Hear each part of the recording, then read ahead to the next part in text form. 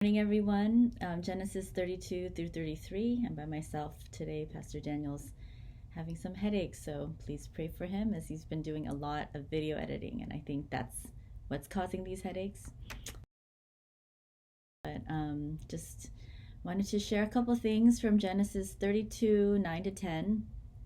Jacob, at this point, after living his whole life as a grasper and usurper and grabbing blessing for himself, manipulating his circumstances and people so that he could get his way, he's finally brought to this point where his brother is after him. For all he knows, his brother wants to kill him, and he has to flee.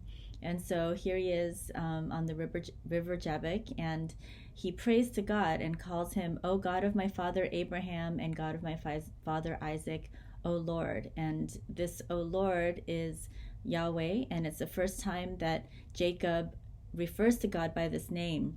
And it's interesting because in the past he did have encounters with God and his prayers were very different. But now at this point where he's desperate and he's seeing that for all of his grasping, he's now at this point where he's made a lot of enemies and he has to flee. He cries out to God and finally starts to acknowledge God as his God, as Yahweh, and acknowledges also that God has had steadfast love and faithfulness towards Jacob, and he's starting to see that what he has come of his life is the result of a lot of undeserved love and favor from God, and not because he's been so good at grasping for himself. And so now Jacob is left alone, and a man wrestled with him until the breaking of the day.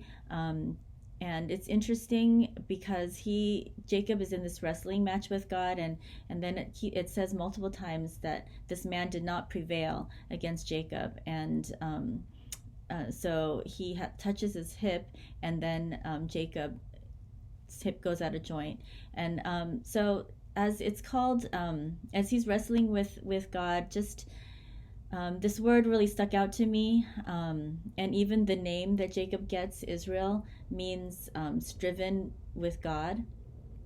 And then again it says that Jacob has prevailed, even though by the looks of it, it doesn't seem like Jacob is prevailing. This man can just touch him and he gets his hip out of joint.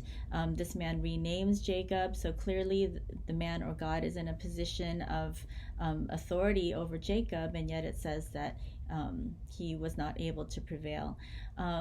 First of all, the word wrestling, this is just a picture of what it looks like to live Christian life, and that really struck me. Also, Israel, the name of not only Jacob, but the people of God.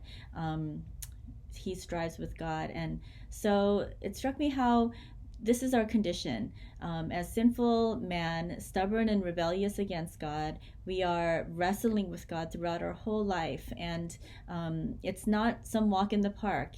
And so any picture of Christian life being something smooth sailing, or something where basically we're sitting around sipping coffee and doing nice devotions in a cafe, that's not the picture of real relating with God. Given who we are, given the brokenness of within us and of mankind, it's a picture of wrestling, and that's really the greatness of Jacob, that he refused to let go. He kept wrestling with God to the point where it says this man could not prevail. He has to touch his hip, and so Christian life, to really, count, it needs to be a picture of wrestling with God and refusing to let go. And that's what is really the testimony that will bring a picture of what God is like. Because through this we see God sort of conceding to Jacob, letting, in a way, Jacob prevail, renaming Jacob, saying this, you are my people, and we're gonna strive together, we're gonna relate together, and then that's how everyone's gonna see what I'm like. And so when Christian life is wrestling, when I keep having to wrestle with my sins or wrestle with other people so that they can see God, I shouldn't be surprised. This is what Christian life looks like, and it's a picture of being beautifully defeated or magnificently defeated as I wrestle with God, and then through that finally seeing the steadfast love of God, and the fact that and who God is like, and submitting myself to God. So for the rest of his life, Jacob has this limp, and so this wrestling with God comes at a cost where we become limited. We're limping in a way. We're not the powerful, strong person that we had hoped we would be. But that's a beautiful picture. And so I really hope that for each one of you, you have your own story of how you have wrestled, you have striven with God, and ultimately you've prevailed, or God has prevailed. It's sort of the same thing when we're sweetly broken by God.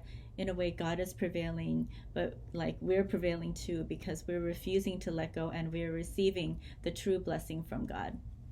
So when Jacob finally meets with Esau, he says, I have seen your face, which is like seeing the face of God. He recognizes that blessing is the grace that he's received from God, from his brother. The blessing is not grasping all these things for himself, but having been the recipient of grace and having been defeated in this way. So I personally have experienced for myself my Christian life being one of wrestling, where God has to wrestle with me, has had to defeat me, but through that I did receive the greatest blessing. That's it. Have a nice day.